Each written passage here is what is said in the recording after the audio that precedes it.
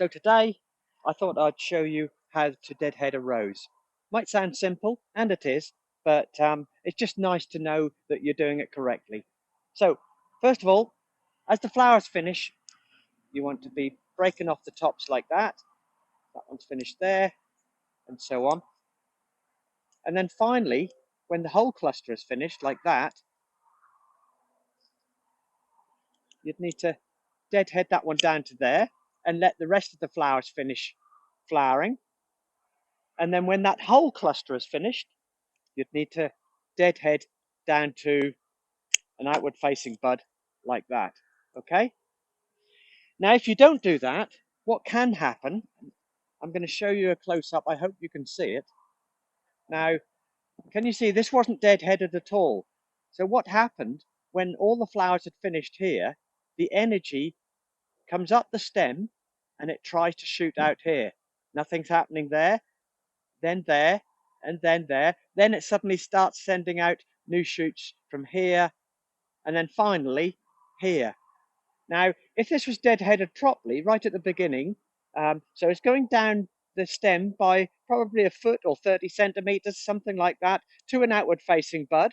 So somewhere like that. If that was deadheaded, then the only where the energy can go is into that bud and then reflower. By doing that, instead of leaving it, what you then do is you should be able to get flowers probably at least 3 or 4 weeks earlier than leaving them to do its own thing like that. So deadheading is very important.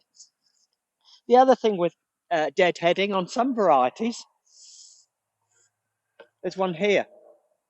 If you don't deadhead at all, what it'll do, it'll put all its efforts into the hips. Can you see those hips there? So when this was finished flowering, what should have happened, outward facing bud there, here, here, and so on. As you can see, I'm working my way down the plant 8 to 10 inches, maybe a foot in some places, but it is like a summer prune.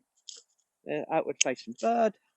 The reason that you do outward facing bud is to keep the shape of the plant. So that when I say outward facing bud, let me just cut this off and then you can see if I move that along here. So that was an outward facing bud. Then what will happen? The flowers will come out there to an outward facing, giving you a much better shape. So there we go. Now, if that would be deadheaded nicely, which should have happened earlier. Because it wasn't deadheaded, like I said, it's put all the effort into the hips. So happy with that. Here's another example here. Buff Beauty. You see that cluster is just about finished. And that one, well, take that one off. It's got one flower bud on there. So if we deadhead it down to there, that will then still flower. And then finally, when that's finished, take it down to there. Okay, that cluster's nice. You can see what happened here. That was deadheaded, and then it's going to give a nice repeat flower. We are talking now, this is early September, so they've had their first flush, and you know, they should all be deadheaded after their first flush in June. So that's just tidied that one up, and that's going to flower again, you know, during September.